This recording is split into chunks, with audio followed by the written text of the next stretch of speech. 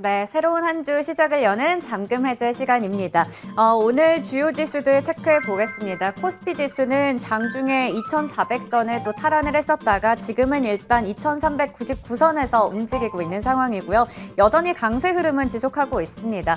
코스닥 지수가 오늘 상대적으로 더 강합니다. 0.75% 오르면서 717선 지나가고 있는데요. 이 속에서 또 어떤 종목들, 재밌는 종목들 있을지 확인해 보도록 하겠습니다. 오늘은 인포스닥 데일리 김종효 전문위원과 함께합니다. 위원님 안녕하세요. 네, 안녕하십니까. 네, 먼저 지금 구간에서 시장 흐름 체크해 볼 텐데요. 머니맵 통해서 확인해 보도록 하겠습니다. 오늘은 일단은 종목별로 또 온도차가 좀 있는 것 같습니다. 삼성전자가 오르고 있는 반면에 SK하이닉스는 하락으로 돌아섰고요. LG전자가 좀 빠지고 있고 삼성전기 그리고 LG이노텍, LG디스플레이가 오르고 있습니다. 2차 전지 쪽에서는 좀 종목별로 엇갈리는 흐름인데요. 대체적으로 뭐 크게 오르지도 크게 빠지지도 않는 모습 나오고 있고 제약바이오가 오늘은 좀 부진한 것 같습니다. SK바이오사이언스가 0.5% 정도 빠지고 있고요. 그리고 오늘 자동차주는 일단 현대차와 기아 모두 테슬라 쪽에서 가격 인하 얘기를 밝히면서 부진한 흐름을 나타내고 있습니다. 그리고 오늘 단연 좀 강한 쪽이 바로 금융주가 되겠죠. 미국에서도 금융주들이 일제히 실적을 냈는데 시장 예상치를 웃도는 결과가 나오면서 오늘 일제히 빨간불 들어와 있고요. 이외에도 인터넷에서 네이버, 카카오가 각각 1에서 2%대 강세 보이고 있고 게임주라던가 뭐 이쪽 엔터주 쪽이 그래도 강한 흐름 나타내고 있습니다. 그러면 개장 특징주들 확인해 볼 텐데요.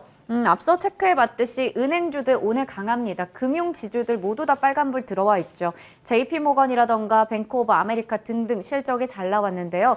오늘 이 금융지주의 강세를 이끄는 쪽은 바로 하나금융지주가 5%대 강세를 나타내고 있어요. 은행주에 대해서 어떻게 보시는지요? 네, 일단 뭐 두 가지 관점이죠. 지금 뭐 방어주라는 개념보다는 그래도 실적이 제일 견조하게 잘 버티고 있다라는 관점에서 일단 뭐 시장에서 주목을 하나 받고 있는 것 같고요. 더 중요한 것은 이제 주주환원, 그동안 뭐 정부의 압박이라든지 여러 가지 원인으로 인해서 뭐 주주환원을 하고 싶어도 하지 못하는 그런 분위기가 있다가 작년에 이제 메리츠 금융주주가 쏘아 올린 주주환원에 대한 강력한 의지, 이런 것들이 메리츠 금융이 저렇게 회사들까지, 자회사들까지 합병해가면서 강한 의지를 보여주는데 4대 금융지주는 뭐 하느냐? 라는 어떤 그런 강력한 요구가 있을 수밖에 없었고, 그 다음에 이제 국내에서 일부 외국계 투자자들의 요구도 강하게 나타나는 그런 양상들, 그리고 이제 그 금융기관을 규제하려는 정부의 의지는 여전히 남아있긴 하지만 앞으로 이런 그 주주환원을 막을 수 있을까에 대한 이런 여러 가지 얘기들이 좀 겹쳐지면서 해당 종목군들의 실적 기대감과 주주환원 기대감 자체가 현재 주가를 빠르게 끌어올리고 있다고 봐야 될 것 같습니다. 물론 뭐 단기적으로 보면 미국 시장의 금융주 강세도 영향을 줬다고 봐야 되겠죠. 그래서 저는 뭐 추가적인 강세가 나타날 수 있다고 보고 있고, 과거부터 금융지주 쪽에서 어떤 종목이 제일 좋으냐라고 하면 최근에 이제 주주환원 의지를 밝힌 신한지주보다는 하나금융지주를 계속 꼽고 있는데요. 상대적으로 일단 뭐 배당 메리트가 좀 높은 데다가 나름의 어떤 수익성이라든지 뭐 재무구조의 우수성이라든지 이런 여러 가지 상황들을 좀 살펴봤을 때 하나금융지주가 최근에 뭐 수급도 괜찮은 양상이고 좀 더 강한 시세를 보여주고 있는 이유가 있다라고 보고 있습니다. 다만 뭐 지금부터 추격 매수해서 과연 뭐 추가적인 수익을 크게 낼 수 있느냐는 조금 애매해진 가격 급등 구간이니까 지금은 이제 보유자의 영역이 될 것 같고요. 그 다음에 이제 또 하나 중요한 변수는 과연 정부가 배당과 관련된 여러 가지 규제를 다 풀 수 있을지에 대해서도 조금 더 확인은 필요한 그런 국면이 아닌지, 이 두 가지를 좀 주의하셔야 될 것 같습니다. 네, 은행주들 단순히 배당주의 성격뿐만 아니라 실적도 탄탄하게 잘 받쳐주면서 급등이 나온 건데요. 일단은 최근에 한 달 동안 20% 가까이 올라간 바 있기 때문에 하나 금융지주를 탑픽으로 보긴 하지만 지금은 보유자의 영역에서 봐야 된다 얘기 주셨고요. 정부의 배당과 관련한 규제도 체크해볼 부분이 되겠습니다. 그러면 두 번째 개장 특징주 확인해 볼 텐데요. 지난주 금요일부터 또 오늘까지 게임주들의 강세가 좀 이어지고 있습니다. 개별 종목별로도 뭐 중국의 모멘텀이라던가 신작 혹은 실적에 대한 기대감 등등이 있을 텐데요. 우선은 대장주라고 볼 수 있는 NC소프트 체크해 볼 텐데 3.34% 정도 올라가고 있습니다. 이제 대형 신작 모멘텀을 좀 기대해 볼 텐데 TL이 기다리고 있죠. 그런데 크래프톤만 보더라도 신작이 나오고 나서 이 기대감이 그대로 또 이제 흥행으로 이어지진 않았기 때문에 이런 부분들 경계할 필요가 있을 것 같거든요. 이쪽은 어떻게 보세요? 근데 뭐 NC소프트는 이 시간에 제가 뭐 굉장히 뭐 주가가 낮을 때 소개해서 뭐 목표를 달성한 적도 있죠. 그런데 지금에서도 이 종목들이 강세를 보이고 있는 이유는 딱 한 가지입니다. 지금 미국 시장에서 수익률 측면에서 바닥에서 올라오는 수익률 측면에서만 봤을 때 뭐가 제일 강합니까? 낙폭과대주거든요. 네. 뭐 최근에 이제 떨어지고 있는 테슬라나 이런 종목군들은 낙폭과대주 아니냐라고 뭐 반문하실 수도 있지만 어쨌든 뭐 테슬라의 하락 이유는 다른 여러 가지가 좀 섞여 있기 때문에 최근에 아마존을 포함한 소위 낙폭과대주들이 미국 시장에서도 가장 민감하게 움직이고 있는 거죠. 국내에서도 낙폭과대주들 중에서 대표적을 꼽으라면 과거 BBIG 중에 게임이 가장 크다라고 볼 수 있는 상황이고요. 크래프톤 경우를 말씀해 주셨지만 신작의 경우는 뭐 아무도 모릅니다. 그전까지 기대감 가졌다가 실제로 나왔을 때 실망스러운 경우도 있고 전혀 기대도 안 했는데 막상 나오니까 또 시장에서 굉장히 인기를 끌었던 경우도 있고 그래서 변수이기는 하지만 그럼 시장이 지금 종목들을 반등시키고 있는 가장 중요한 카테고리 두 가지가 뭐냐? 낙폭과대 턴어라운드 두 가지거든요. 게임에 정말로 턴어라운드가 나올지는 아무도 모르지만 어쨌든 낙폭과대는 분명히 맞고 그 다음에 현재 구간에서 중국의 판호가 조금 열리기 시작하면서 어쨌든 과거만큼 실적이 당연히 올라가진 않겠지만 중국의 판호가 열렸다라는 것 자체만으로도 기대감이 는 데다가 그다음에 좀 의미 있는 그런 신작을 내놓고 있는 뭐 최근에 카카오 게임즈라든지 그다음에 신작 기대감을 가지고 있으면서 계속 유튜브에 뭔가 재료를 뿌리고 있는 NC소프트 같은 경우에는 기대감이 나타날 수 있는 거죠. 다만 이 기대감이 실망으로 돌아왔을 때는 또 주가는 다시 또 급하게 빠질 수도 있습니다. 그래서 현재 구간에서의 게임즈 핵심 포인트는 낙폭과대주의면서 턴어라운드가 기대될 수 있는 신작이 있거나 아니면 이익 측면에서 뭔가 밀어올릴 수 있는 그런 요인은 있는 종목군들이 상대적으로 강해질 수밖에 없다. 그렇다면 뭐 개별제로로 움직이는 뭐 코인 관련주라든지 네. 아니면 뭐 이런 종목군들은 조금 우리가 트레이딩 영역으로 배제한다고 하더라도 현재 구간에서 밸류 기간에서 또 그렇게 큰 부담이 없고 그다음에 실적이 어쨌든 아래로 내려가는 리스크보다는 위쪽으로 올라갈 만한 여력이 있다고 기대되는 종목군들은 아직은 시대가 조금은 살아있을 가능성이 있다. 그런 관점에서 좀 접근이 필요할 것 같고요. 그렇다면 게임주에 대한 제 의견은 트레이딩 정도. 그래서 이렇게 뭐 올라가는 날 쫓아가시기보다는 뭐 계속 올라갈 수는 없으니까 단기적으로 주가가 눌릴 때 일단 뭐 신작 게임이 나오기 이전 정도까지는 트레이딩 바이 정도는 충분히 가능한 그런 구간이 아닌가 이해하고 있습니다. 네, 오늘 게임 섹터 전반적으로 강한 종목들이 많습니다. 그런 가운데서 신작에 대한 기대감 바탕으로 오르는 종목들 많죠. NC소프트라던가 카카오게임즈 등등이 될 텐데요. 우선 게임주는 낙폭 과대와 실적 턴어라운드 두 가지를 체크해볼 필요가 있을 텐데 단기적으로 일단은 트레이딩 영역에서 얘기를 주셨습니다. 신작 모멘텀이 워낙에 뚜껑을 열어보고 나서 다르게 나올 수도 있기 때문인데요. 그 부분 반영해서 체크해보시길 바라겠습니다. 그러면 개장 특징주들 알아봤고요. 잠금 해제 종목으로 넘어가 볼게요. 오늘 첫 번째 잠금 해제 종목 열어보겠습니다. 4분기 적자는 지속될까? S51 먼저 체크해 볼 텐데요. 첫 번째 투자 포인트 확인해 보겠습니다. 엑슨모빌, 항상 이 글로벌 페어링 되는 기업들을 가지고 오시는데 사실 미국 주식에서 미국 기업들 보면 작년 한 해 동안 그래도 괜찮았던 쪽이 에너지와 바이오 쪽이었거든요. 엑슨모빌은 이렇게 잘 가는데 S51은 왜 이럴까요? 네, 그 유가 관련주 그다음에 뭐 정유주들을 얘기하면서 1순위는 당연히 엑셀이나 미국 에너지주가 될 수밖에 네. 없다. 그다음에 이제 우리나라에서 저는 뭐 여전히 SOE를 계속 좋게 보고 있는데 뭐 최근엔 주가는 뭐 굉장히 약세였죠. 그런데 전반적으로 이 격차는 왜 나타나고 있는가? E&P 기업과 그렇지 않은 기업의 차이라고 봐야 되겠죠. 그래서 엑슨모빌 같은 경우에는 그냥 정유사만 있는 게 아니고 그 안에 당연한 에너지 개발이라든지 여러 가지 성격이 복합적으로 섞여 있기 때문에 최근 들어서 에너지 관련 그 E&P 투자는 계속 늘고 있는 상황입니다. 그래서 이와 관련된 기대감이 나타나는 다른 종목의 엑슨모빌보다 당연히 더 강하고요. 그다음에 엑슨모빌도 그와 같은 성격이 있기 때문에 여전히 뭐 주가는 강세를 보이고 있다 이렇게 봐야 되겠죠. 그런데 우리나라 지금 SOE 같은 경우에는 여러 가지 이유로 인해서 실적도 상대적으로 부진한 데다가 그 실적 요인 말고 다른 요인을 우리가 좀 종합적으로 고려해 보면 일단 그 화학 쪽에서도 그동안 투자했던 화학 쪽에서도 이익이 좀 빠지고 있는 여러 가지 요소가 겹치면서 해당 종목이 지금 별로 좋지 않은 모습을 보여주고 있는 것입니다. 그래서 그렇다면 이제 E&P라고 하는 것을 S오일이 당장 못 쫓아갈 수가 없으니 네. 그러면 우리가 S오일에 대해서 가장 주목해봐야 되는 포인트는 뭐 배당 시즌도 지나갔고 그러면 이익이 언제 터날 것인가에 대한 고민을 해보는 것이 저는 뭐 가장 중요하다라고 보고 있습니다. 네. 그렇다면 이 이익이 언제 턴할 것인지 좀 체크해 볼 필요가 있을 텐데 일단 지금 적자가 지속이 될 거다라는 또 우려가 있잖아요. 적자 해소는 언제쯤 될까요? 네, 저는 뭐 상반기 내에는 이루어질 가능성이 높다라고 보고 있는데요. 먼저 준비된 그림으로 좀 볼까요? 지금 이 종목의 가장 본질적인 적자가 어디서 나타나고 있는지를 잘 챙겨볼 필요가 있는데 과연 마진이 안 좋아서 네. 정제 마진이 안 좋았었냐? 그렇지 않다는 거죠. 정제 마진은 그냥 우리가 통상적으로 보았던 정도의 수준에서 유지가 되고 있는 거거든요. 그러면 정제 마진이 유지가 되고 있는데 실적이 왜 나쁠까? 다음에 이제 준비된 그림 보시면 유가의 변동으로 인해서 이 종목은 현금의 유출이 되면 뭐가 발생합니까? 이익과 손실이 때로는 네. 발생한다는 거죠. 그러니까 100달러 넘었을 때 산 그 유가가 지금 여전히 재고로 남아있는 상황에서 재고 평가손이 나타날 수밖에 없는, 그러니까 유가가 쭉 미끄러져 내려오면서 그와 관련된 재고 평가손이 잡히면서 지금 준비된 그림에서 보시는 것처럼 4분기에 그와 관련된 정유 부분의 손실은 실제로 정제 마진이 악화돼서 나는 손실이 아니라 평가손이라는 거죠.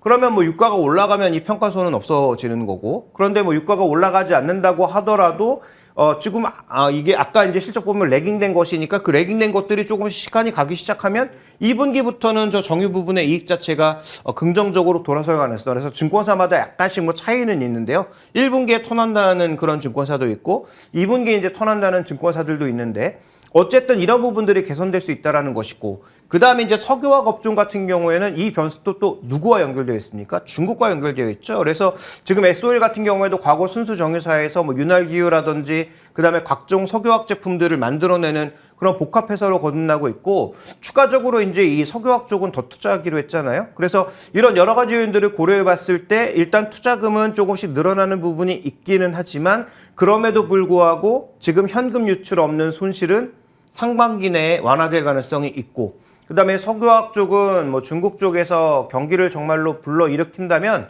다른 경기 민감주와 더불어서 해당 업종의 석유화학 부분의 실적도 개선될 가능성이 높다는 것이죠. 자, 그렇다면 올해 상반기 내에 만약에 이익이 턴한다면 지금 주가의 위치가 어디 있느냐가 가장 중요하다. 지금 주가 위치가 애매한 위치에 있다면 뭐 이익이 턴한다고 하더라도 그렇게 오를 만한 여지가 없잖아요. 그런데 이런 여러 가지 안 좋은 뉴스 때문에 주가가 저 밑으로 처박혀 있다면 그러면 우리가 좀 관심을 가질 필요가 있는 거라서, 그럼 다음 살펴봐야 될 것은 바로 현재 지금 주가의 위치가 어디 있느냐, 이 부분을 주목해서 봐야 되는 것이죠. 네, 그렇다면 지금 주가의 자리가 중요할 것 같습니다. 그래야 또 매수 타이밍을 잘 잡을 수 있을 텐데요. 유진투자증권에서는 리포트를 보더라도 지금은 4분기는 실적과 주가 모두 다 바닥이다라고 얘기하고 있더라고요. 지금의 자리 어떤가요? 네, 일단 뭐 준비된 그림으로 보실까요? 자, PE 관점에서는 뭐 이익 자체가 좀 변하고 있기 때문에 측정하기가 쉽지 않겠지만 PB 관점에서 보면 명확하죠. 거의 바닥 수준에 와 있다라는 겁니다. 그래서 일단 뭐 연말에 있었던 그런 뭐 배당 모멘텀이라든 이런 것들은 뭐 지금 다 사라진 상황이기 때문에 뭐 별로 그 주가에 미치는 영향이 작겠지만 현재 구간에서 여러 가지 악재를 반영하면서 PB 관점에서는 거의 바닥에 와 있단 말이죠. 그러면 과연 이 종목이 이 PB 관점에서 기존의 그 밴드의 하단을 깰 정도로 뭔가 회사가 정말 안 좋아지고 있다, 그렇게 본다면 지금도 살 이유가 없지만, 그렇지 않다면 상반기 내에 이익이 턴어라운드될 가능성이 높은데 주가가 역사적 밸류 밴드의 바닥에 있다면, 단기적으로 조금 반등했다고 하더라도 우리가 지금부터는 관심을 가져야 되는 것이죠. 그래서 저는 뭐 예전에 가장 높은 가격대를 보시면 저 위쪽에 뭐 2.5배, 뭐 2배 이 정도 수준까지 가긴 어렵다라고 봅니다. 왜냐하면 예전만큼 석유, 화학 제품들의 수요가 급하게 올라올 것 같지 않고요. 그다음에 정유 쪽에서도 중국이 그만큼 예전만큼 수입해가지 않을 것이기 때문에 그런 관점에서 본다면 그 비중을 조금 낮춰서 우리가 봤을 때는 저는 뭐 한 1.5배 정도를 생각해 보면 한 10만 원 정도까지는 추가적인 반등이 충분히 좀 가능하지 않느냐, 이렇게 보고 있어서 뭐 정확한 가격이라기보다는 PB 한 1.5배 정도를 타겟으로 하는 매수 전략은 저는 지금 구간에서는 유효하다. 만약에 주가의 조정이 있다면 더 좋다, 이렇게 보고 있습니다. 네, 좋습니다. 업황을 좀 고려해서 목표 주가는 10만 원으로 설정해 주셨습니다. 첫 번째 잠금 해제 종목 풀어봤고요. 두 번째 종목으로 넘어가 보겠습니다. 네, 두 번째 종목은 바로 포스코 홀딩스입니다. 이제는 제값을 받는 것인지 궁금해집니다. 또 철강 쪽이 최근에 반등이 또 나오고 있기 때문인데요. 첫 번째 투자 포인트 먼저 열어볼게요. 바로 글로벌 수요입니다. 수요가 다시 또 회복이 되는 것인지 현황 어떻게 되나요? 네, 일단 먼저 준비된 그림부터 좀 볼까요? 포스코 말고 글로벌 시장에서 조금 나름의 네. 어떤 역할을 하고 있는 그런 대형주들의 흐름을 보시면 지금 신일본제철 급등하고 있고요. 아르셀로미탈도 급등하고 있고요. 그다음에 바오산 철강, 지금 뭐 중국 쪽에 기대감을 가지면서 뭐 철강 산업 살아나지 않을까라고 하지만 오히려 중국 쪽은 별로. 그런데 나머지 이제 뭐 유럽 쪽이라든지 일본 쪽에 이런 철강주들이 급등하고 있는 것은 굉장히 눈에 띄는 부분이다. 이렇게 봐야 될 것 같습니다. 그래서 지금 포스코의 상승 자체가 4분기까지 악화될 그 공장 재가동에 대한 어떤 실적에 대한 그런 부분 때문에 상대적으로 약한 부분이 있었지만 또 이게 1분기부터 회복된다라는 관점에서도 긍정적인 모멘텀이 있지만 실제로 글로벌 제철사들의 흐름을 보면 뭔가 이제 흐름이 나타나고 있기 때문에 글로벌 페어링 관점에서 보면 이게 포스코가 움직이는 게 그냥 움직이는 게 아니라 시장에서 뭔가 좀 기대감이 나타나고 있기 때문은 아닌가? 그래서 시장에서는 좀 뭐까지 연결하고 있냐면 중동 쪽에서 이제 뭐 건설 수요라든지 이런 것들이 나타날 네. 것이기 때문에 어차피 뭐 중동이 뭐 철강이 있습니까? 뭐가 있습니까? 다 수입할 수밖에 없는 입장이잖아요. 그러다 보니까 이제 이런 쪽에 뭔가 기대감을 가져가고 있는 것 같습니다. 자, 그렇다면 우리가 지금 살펴봐야 될 것. 과거에 이제 우리에게 계속 중요한 영향을 줬던 중국 유통 가격이라든지 중국 철강사의 주가보다는 글로벌 철강사들이 뭔가 움직이고 있기 때문에 그렇다면 우리가 지금 포스코홀딩스에 부여하고 있는 첨단 소재 관련된 것을 뺀다고 하더라도 글로벌 시장에서 더 포스코보다 앞단에 있는 종목군들이 움직이고 있다는 것을 어떻게 해석해야 될 것인가 이 부분에 대해서 조금 오늘 말씀을 드리고자 합니다. 네, 일본과 유럽의 철강사들 좋은 흐름 나타내고 있는 부분 체크해봤고요. 글로벌 피어 기업들의 흐름까지 봤는데 그렇다면 이제 바닥을 찍고 올라가는 것인가요? 네, 자 지금 뭐 준비된 그림으로 좀 확인을 해보도록 하겠습니다. 철강업종의 지금 이익 동향을 보시면 급하게 떨어지고 있죠. 네. 근데 이게 주간 단위로 계속 업데이트하고 있는 것이기 때문에 4분기 실적에 대한 우려감을 계속 반영하고 있다라고 봐야 되겠죠. 그런데 아시는 것처럼 LG전자나 삼성전자의 경우처럼 4분기 실적이 안 좋은 것에 대해서 시장은 이미 충분히 대비가 되어 있습니다. 그래서 네. 4분기가 중요한 것이 아니고 과연 올해가 어떻게 될 것이냐. 그다음에 주가가 충분히 싼 과정이 있다면 그런 걸 생각하지 않고 있다라는 거죠. 그러니까 삼성전자의 반등도 삼성전자가 역사적 밸류 하단에서 뭔가 최악의 국면을 지나고 있다고 생각하니까 반등이 나온 것처럼 포스코도 지금 이익은 계속 저렇게 급속도로 떨어지고 있음에도 불구하고 저건 4분기가 끝이야. 라는 것이 어떤 시장의 컨센서스로 잡힌다면 이건 뭐 그렇게 큰 악재는 아니라고 봐야 될 것 같고요. 다음 이제 준비된 그림 하나 볼까요? 다만 이제 우리가 좀 살펴봐야 될 것은 국내 시장, 어쨌든 포스코 철강은 국내 비중이 크니까. 네. 근데 열연 유통가라든지 후판 가격이라든지 철근 가격을 보면 그렇게 탄력적으로 움직이는 부분은 아직 보이지 않고 있습니다. 그다음에 옆쪽에 보시면 지금 고로의 원재료로 쓰일 수 있는 철광석 가격이라든지 원료탄 가격들은 최근에 또 올라가고 있거든요. 맞아요. 그럼 원가 부분에서는 약간 또 부담이 나타날 수 있는 거예요. 그래서 복합적으로 보자면 어쨌든 글로벌 수요가 받쳐준다면 여러 가지 원가단에 있어서의 뭐 불안 요인이나 그다음에 지금 유통 가격의 횡보에도 불구하고 우리가 더 이상 포스코를 악재로 볼 만한 요소는 그렇게 많지는 않다. 그렇다면 지금 글로벌 철강사만큼 움직이지 못했으니 아마도 글로벌 철강사만큼 수출할지 여부는 알 수 없죠. 왜냐하면 정말로 계약서에 사인하기 전까지는 아무도 모르는 거니까. 네. 근데 지금 중요한 것은 어쨌든 상대적으로 페어링 될 만한 그룹들보다 덜 움직였다라는 측면에서 보면 지금의 외국인들과 기관들의 강한 매수가 그냥 나타나는 것 같지는 않다. 이렇게 좀 해석해 볼 수 있는 구간일 것 같습니다. 네, 1분기부터 또 반등의 시그널이 나타난다라는 증권가 전망이 우세한 상황이죠. 그렇다면 제값을 받을 수 있는지 밸류에이션 어떻게 보세요? 네, 일단 뭐 준비된 그림으로 밸류에이션부터 한번 확인을 해볼까요? 지금 아주 싸진 않지만 지금 이 종목의 성격은 굉장히 복잡하지 않습니까? 미래 그림상으로 봤을 때 포스코 홀딩스로 괜히 바꾼 게 아니잖아요. 물론 철강 부분이 제일 크긴 하지만 미래 소재를 더했을 때 뭐 2배. 뭐 네. 이렇게 줘도 될 만한 기업이 아닌가라고 얘기할 수도 있는데 철강이 섞여 있기 때문에 그렇게 보기는 어렵고 그러면 2015년부터 지금 2023년까지 거의 한 7, 8년간의 역사적 밸류 밴드의 상단이 7배 수준인데 그 정도 가격도 못 갈 정도의 이 종목이 나쁜 상황인가?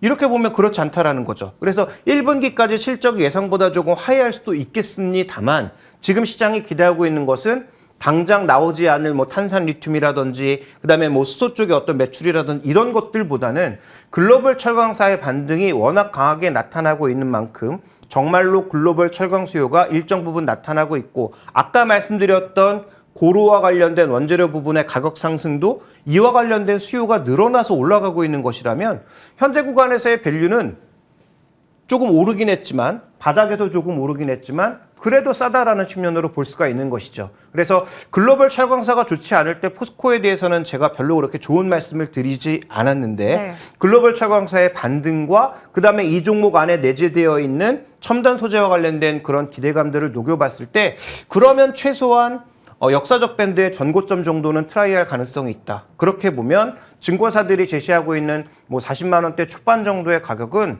저는 뭐 충분히 뭐 당장 되진 않겠지만 뭐 내일 모레 뭐 다음 달에 이렇게 되진 않겠지만 조금 중기적으로 봤을 때는 충분히 트라이할 수 있는 그런 가격이 아닌가 이렇게 판단하고 있습니다. 네. 중기적인 목표가로는 40만 원 설정해 주셨습니다. 이렇게 해서 오늘 제일 궁금한 섹터와 종목에 대한 이야기 잠금 해제 통해서 풀어봤습니다. 지금까지 인포스탁 데일리 김종효 전문위원과 함께했습니다. 고맙습니다.